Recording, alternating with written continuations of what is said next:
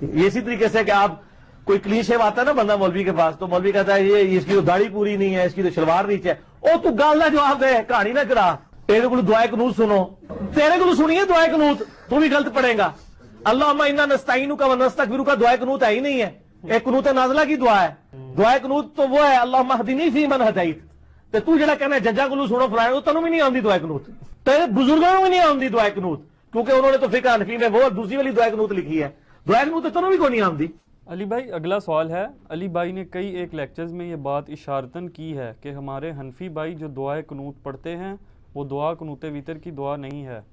اللہم انا نستعینک و نستغفرک، یہ تو اس طریقے سے دعا نہیں، اس میں زیادہ تر دعوے ہی ہیں، یہ تو اللہ سے مانگا گیا ہے اس کے اندر، وہ بھی پڑھیں آپ، دونوں پڑھ لیں، لیکن پرائمری دعا یہ ہے، وہ قنوت نازلہ کی دعا ہے، چونکہ صحابہ کرام نے قنوت وتر کو بھی قنوت نازلہ کے طور پہ یوز کیا ہے،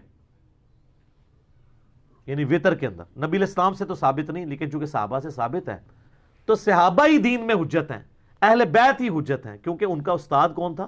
نبی علیہ السلام، انہوں نے اپنی ذاتی کوئی بات بھی امت تک نہیں پہنچائی ہے۔ جی دوستو، آپ دیکھ رہے ہیں یہ ہماری ویڈیوز کی برکات ہیں کہ پہلے کس انداز سے بات کی کہ ان کے بزرگوں کو پتہ نہیں کہ دعا قنوت کون سی ہے۔ انہوں نے تو فقہ حنفی میں اللہم انا نستعینک یہ دعا لکھی اور دعاؤں کے انہیں پتہ ہی نہیں ہے۔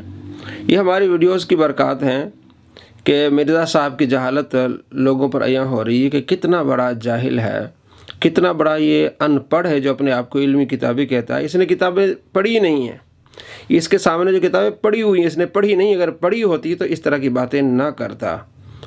اور کس طرح بعد میں بات کی، ہاں جی اللہم انا نستعینک، یہ صحابہ کرام علیہ رضوان دعائے قنوت کے لیے یہ اپنے شاگردوں کو بتاتے تھے، اور صحابہ کرام علیہ رضوان کا کوئی بھی فعل اپنی طرف سے نہیں ہوگا، آپ صلی اللہ تعالیٰ علیہ وآلہ وسلم نے ان کو تعلیم دی ہوگی، تب انہوں نے آگے تعلیم پہنچائی تھی۔ بھائی آپ کو پہلے کیوں نہیں پتہ تھا؟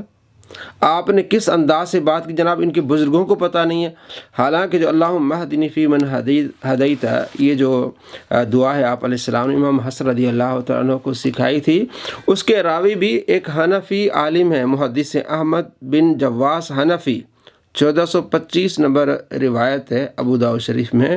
تو حنفی عالم اس روایت کو بیان کر رہا ہے، اور دعائے قنوت کے بارے میں بہت ساری روایات ہیں۔ آپ علیہ السلام اللہم انی اعوذ برداک من سخطک یہ دعا پڑھا کرتے تھے۔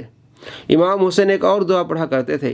حضرت عبداللہ بن مسعود رضی اللہ تعالیٰ عنہ یہ دعا سکھایا کرتے تھے اپنے شاگردوں کو، اللہم انا نستعینک و نستغفرک۔ مصنف ابن ابی شیبہ حدیث نمبر 6892۔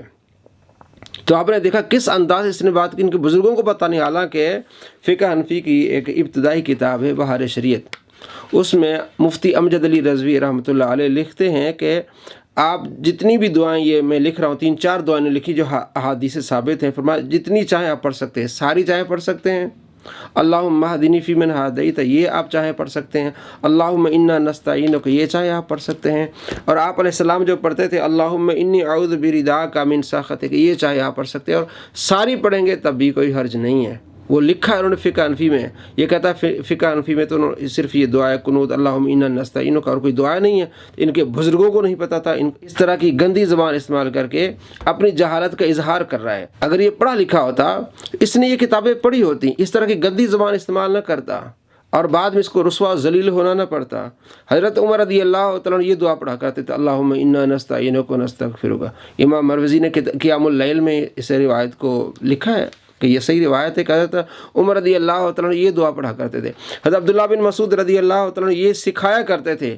تو پہلے کس انداز سے بات کرنا کہ ان کے بزرگوں کو نہیں پتہ، جب ہم نے ویڈیوز بنائی بھی یہ دیکھیں، حضرت عبداللہ بن مسعود رضی اللہ تعالیٰ عنہ یہ تعلیم دے رہے ہیں کہ آپ نے وطر میں یہ دعا پڑھنی ہے، تو بعد میں اس کو پتہ چلا ہاں یہ تو ہے، تو پھر یہ اس نے پینترا بدلا۔ تو ہم آپ کو دکھا رہے ہیں کہ اس کی کلا بازیاں، پہلے کس انداز سے بات کی، مطلب یہ پکا جاہل ہے، نرا جاہل ہے۔ اگر اس کو علم ہوتا تو اس طرح کی بھونگیاں نہ مارتا، پہلے پوری ریسرچ کرتا اس کے بعد بات کرتا۔ تو جب جتنی ہم نے اس طرح کی چیزیں پکڑی ہیں، بعد میں یہ اپنا پینترا بدلتا نہیں، یہ بھی ٹھیک ہے، یہ بھی ٹھیک ہے، جناب آپ پہلے آپ کس طرح کی بات کر رہے ہیں؟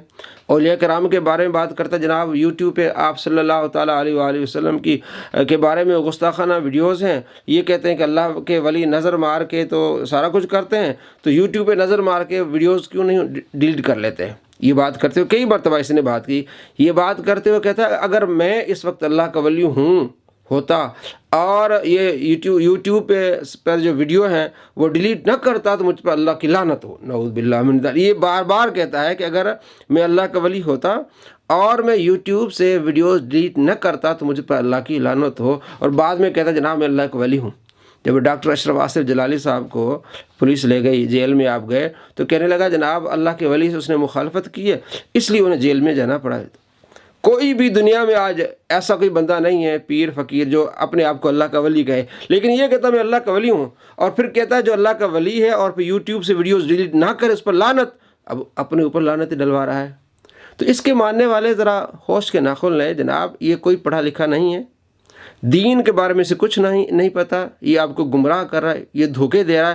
کس انداز سے اس نے فقہ حنفی پر جھوٹ بولا، فقہاء اور محدثین احناف پر جھوٹ بولا، حالانکہ محدثین وہ جو حنفی محدثین ہیں وہ روایت کرتے ہیں اللہم اہدنی فیمن ہدیت، یہ ایک حنفی محدث نے یہ روایت بیان کی ہے، کہتا ہے ان کو پتہ ہی نہیں ہے۔ الامان والحفیظ، دوستو اس کی کلابازیاں آپ دیکھ رہے ہیں، پہلے ہم نے کافی ساری کلابازیاں آپ کو دکھائی کہ کس طرح یہ اپنے آپ کو جھوٹا کرتے، اپنے آپ کو جھوٹا کرتا۔ ہم نے دونوں کلپ آپ کو دکھائے، پہلے کلپ میں کس طرح کی زبان استعمال کی اور بعد میں معنی بھی۔ جناب آپ پہلے سیکھ لیا کریں، پہلے آپ پڑھ لیا کریں، اگر آپ کو پڑھنا نہیں آتا تو کسی سے پوچھ لیا کریں، پھر اپنی زبان کھولا کریں تاکہ آپ کو ذلت اور رسوائی کا سامنا نہ کرنا پڑے۔